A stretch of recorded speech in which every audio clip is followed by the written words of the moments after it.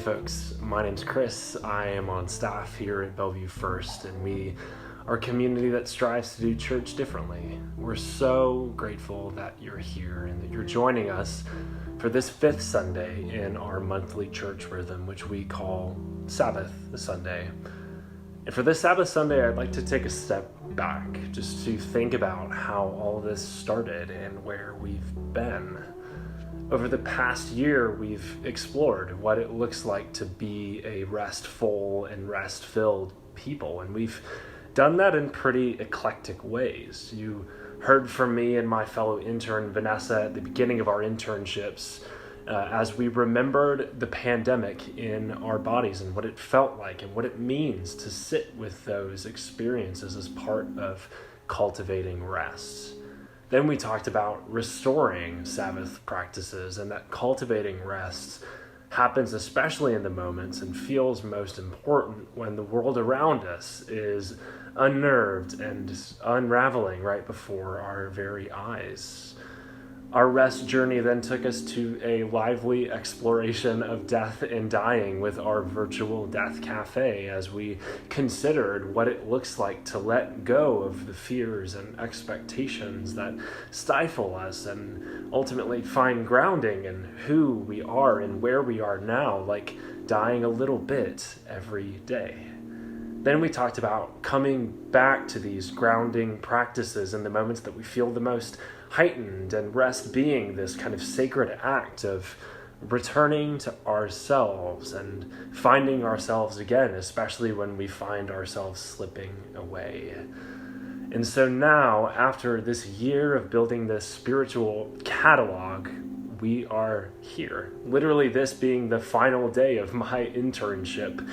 And I want to leave you with a practice that is kind of like an epilogue to this spiritual catalog of rest that we've created and cultivated together. The word being reflecting. And my question to start this off is this.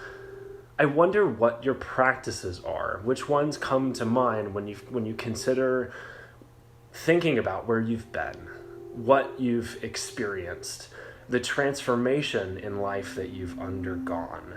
I think no part of this season has left us, any of us, unscathed. Rather, this season holds up to us like a mirror, something of who we are and who we are becoming, even when it feels unclear to us, to show us more about who we are and where we belong. So here, on this final Sabbath Sunday, I want to invite you to consider reflection as an integral activity to what it means to be a rest-filled and restful people.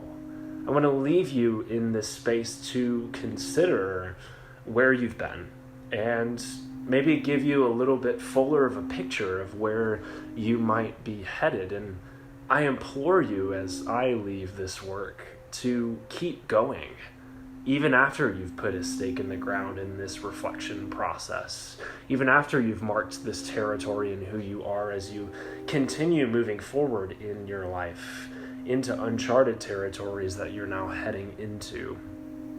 So if rest feels like a pretty foreign concept to you, if reflecting during rest feels even more challenging, I'll let you in on a little secret. There's no wrong way to do it. Some folks will reflect by journaling. Others have like prompt cards that they'll go back and think about, process maybe with a close friend or someone who's intimate in their lives, or maybe a therapist.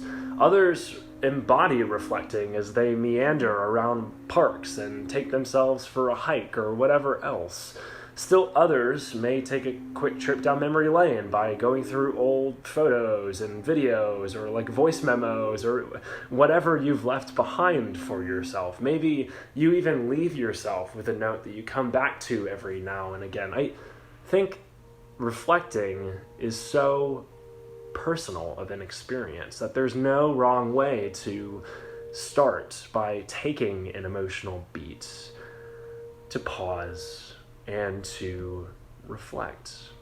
I want to let you in on a little method to my madness of how I started a reflecting process, just to give you an idea of what it might look like.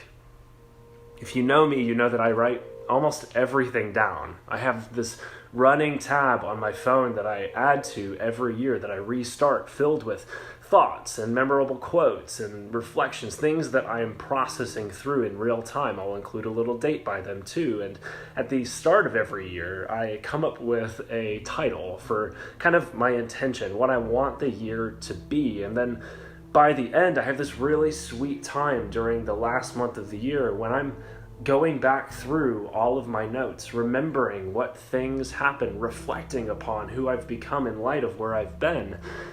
And then afterwards, I actually come up with a subtitle to the year. This is the 5th year that I've done this, so it's become a very sacred ritual in my life, reflection as something manifesting from who I am. Your Sabbath practice might not look as involved in that, but I hope that it looks just as particular to you as you consider what it means to pause and to reflect. I think looking forward requires a lot of remembering where you've been.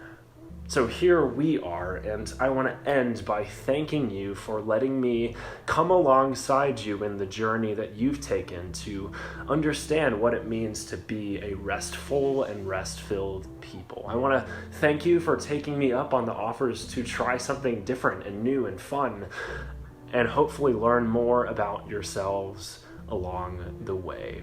And I want to leave you with this reminder that you have everything you need to be everything that you already are. So, signing off one last time, thank you so much for the work that you've put into this cultivation of a Sabbath practice. Thank you for letting me guide you and come alongside you in that journey. And friends, I pray that you take such good care of yourselves, and that grace and peace would be with you now and always.